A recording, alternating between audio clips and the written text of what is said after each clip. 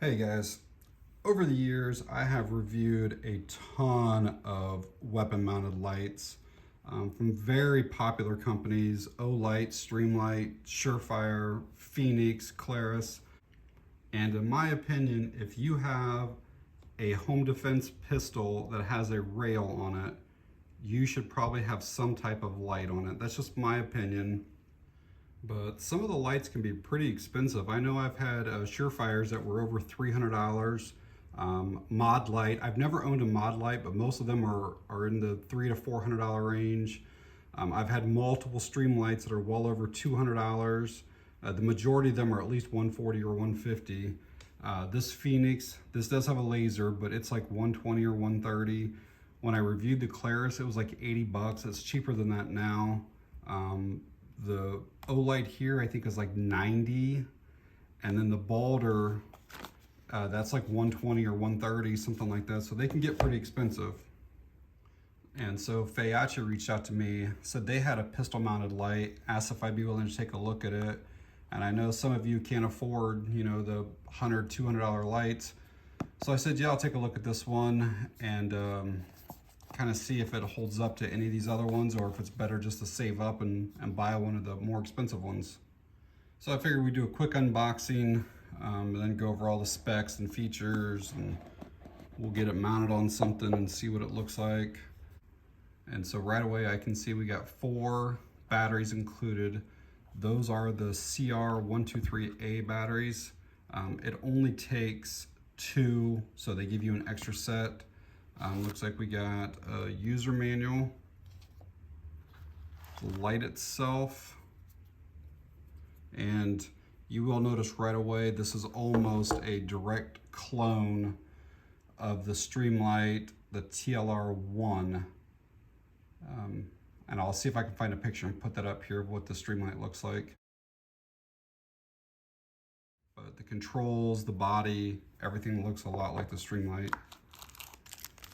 Looks like there's some different rail keys, a little keychain tool to tighten it on your rail, and then an Allen key in there, and I believe that's everything. Here's what was in that little baggie.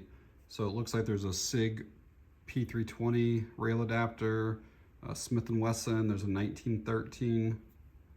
And for those of you that don't know, different pistols, the rail width can be different right through here.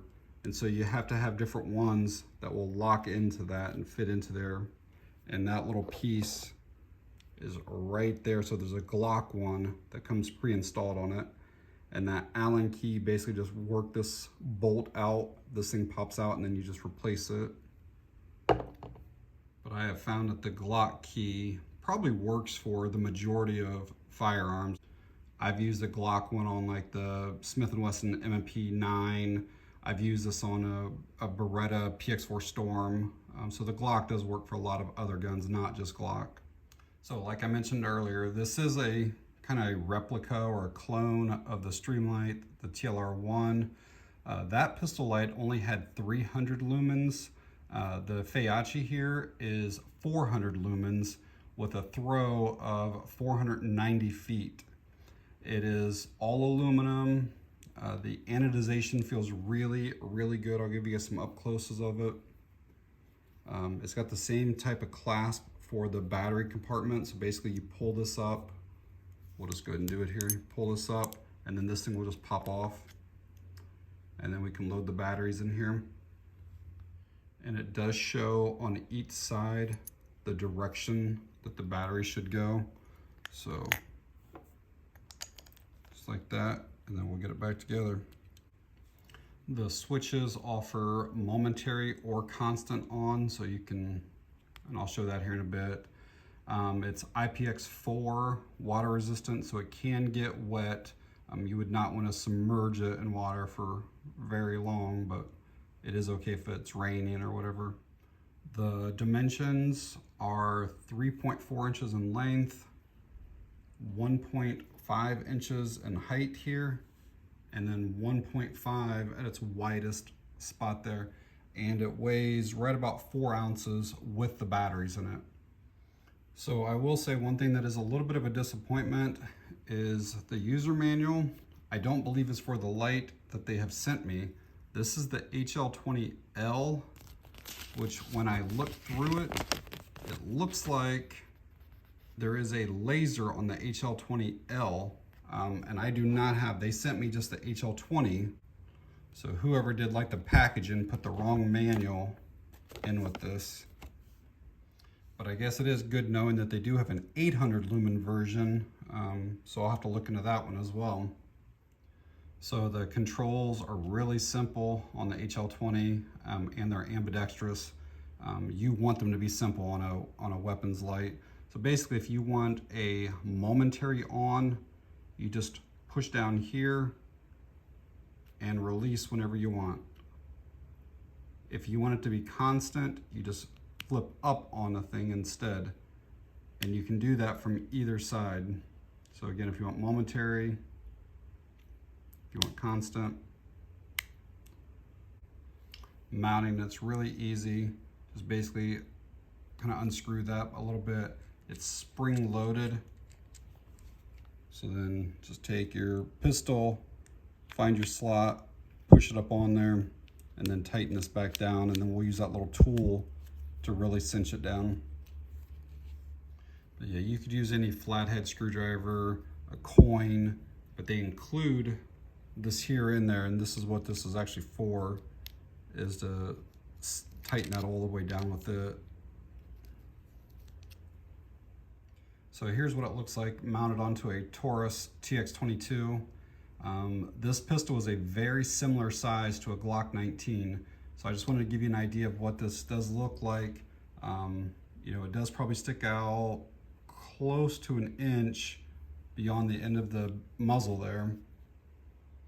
Like, I personally like a light that does not go beyond my muzzle, but there are some advantages to having it come out beyond like that.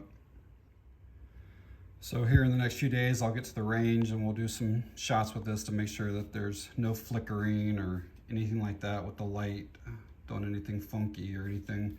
A lot of people will think that 400 lumens is not enough output for a handheld light, because again, I've had some that are over 1200 lumens. Again, the candela is what's really important on a weapons mounted light. I searched all over and I could not find what the candela is for this specific one.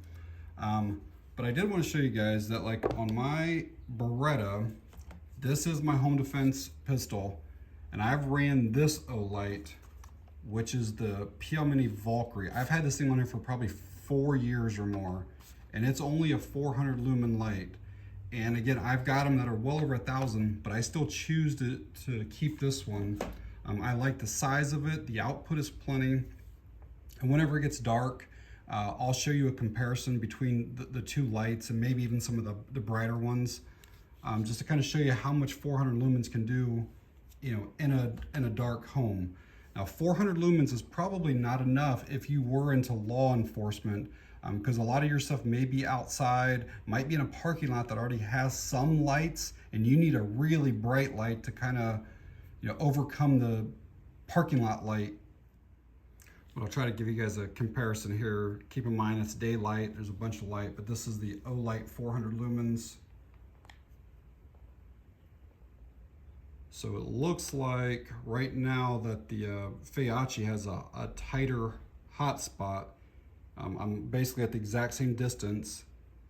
We'll switch sides here just because there is more light on this side. But yeah, you can see how that's a lot more centralized than what this is. It's also a different tint.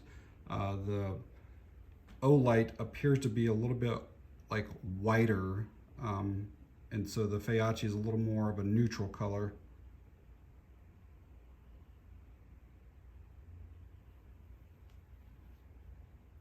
All right, hopefully this gives you guys an idea of what this Fayachi weapon light can do. Pretty much total darkness here. There's a little bit of light coming in from that driveway light over there. But let's turn this thing on and we'll see what it looks like here. So the camera does adjust a little bit, kind of looking at that hot spot there. And then I'm gonna turn on the O light next and we'll kind of give a comparison. but just kind of look at the hot spot on the wall is really what I'm looking at there. All right, here's the O light. And again, camera just adjusted. This one has a little bit wider, like that covers almost the entire wall, the hotspot does. Typically you want more of a direct hotspot on your weapon light. Again, it's hard to know what the candela is on the Fayachi, but I assume it's a little bit more than what this is.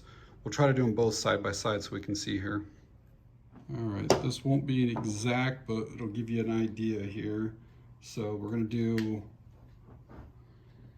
Fayachi on the left, O light on the right. Now Fayachi on the bottom, O light on the top. You can see that Fayachi is definitely a brighter hotspot. Again, O light's over here, Fayachi's over on the left. We'll switch them here and go up, but either way you can see that that's much brighter. So I'm on that sign right there, and then that's on the sign. So that's way more intense. Even though they're both 400 lumens, that Fayachi has much higher candela. Again, not complete darkness. Neighbors got lights on and stuff, but I do want to show you this outside. So check this out right here. That's pretty intense. And just as a reference, I'm about 35 feet or so away from that wall.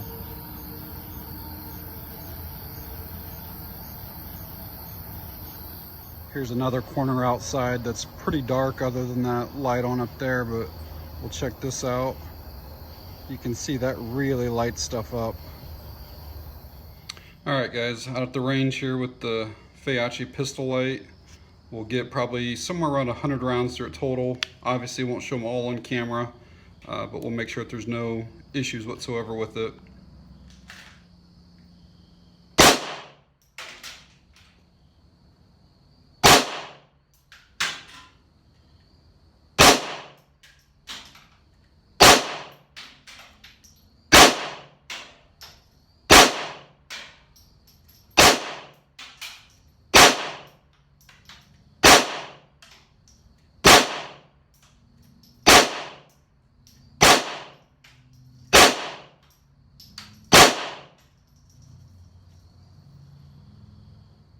Well guys, hopefully seeing those nighttime shots and the comparisons and the outside shots and then the range video gives you an idea of the capabilities of the Feyachi, the HL-20 here. Overall, it's a pretty solid light. One complaint might be that in order to change out the batteries, you do have to remove the light each time. Not a huge deal. But it is nice that it takes those CR123A batteries that you can literally pick up just about anywhere. And I suppose the only other complaint I probably have about it is that there's no way to lock it out. It's very, very unlikely. Like, let's just say that you were to put it like in a bag or something, and if somehow that were to get hit while it's in that bag, it would basically stay on and you wouldn't know it. I don't know if that gets hot enough that it's actually going to burn the bag or not, but either way, your light would be dead, wherever you were going. Some of them that are like similar style, the head will actually twist on them. So like right now I have this basically in lockout. So I'll try to turn it on and you can see nothing happens. There's a little blue light that told me that I turned it on, but nothing's actually happening until I turn that head back, that quarter turn or whatever, and then now it's on. So just for storage, I usually will turn those just a little bit so I know that does not get accidentally pushed. So I do almost wish that the head on this one would turn, but it doesn't. Again, very unlikely that it would ever come on or anything like that, but it is possible. And in my opinion, the positives on this light far outweigh those couple negatives. And they're not even really negatives, it's just my opinion on things that could be improved upon. And even though they do market it as a pistol light, you could easily mount it to any rifle that you wanted to. This is the way I typically will run this here with the hand stop, and that gets my finger to easily hit that. I could also put it on my little rail I added there. I could put it up on top and use my thumb, basically anywhere that you wanted to go with it, but it's super easy to activate. on a rifle as well. You know, even a rifle like this where my front sight, if I put it up on top, would probably be blocking that. Bottom, I got a bipod, but I can easily put that on the side right there and no problem at all getting to those controls. So yeah, it does not have to go just on a pistol. You can definitely mount it to a rifle. It seems to be built really well. It keeps that output for a really long time. I mean, probably close to 10 minutes straight on before it drops down at all. So, which is really, really good. You know, a lot of lights will claim to have, you know, 1500 lumens or 2000 lumens or whatever, but honestly, it's only for like 20 or 30 seconds. And then that 1500 lumens might drop to 600 lumens. And then even that might only go for like another minute or something like that. And then it drops to like 150. The controls are really easy to reach and activate. So yeah, overall, if you don't mind a little bit bigger of a light, I think it's a really solid light. And I gave the price of the other lights earlier in the video. So right now, the Fayachi is coming in at $45. So it's obviously a pretty good bargain for what you're getting. So I will leave an Amazon link down in the video description in case I forgot any details or anything like that on the light, but you can check it out there. So, all right guys, that's it on this one. Thanks for watching, I appreciate it.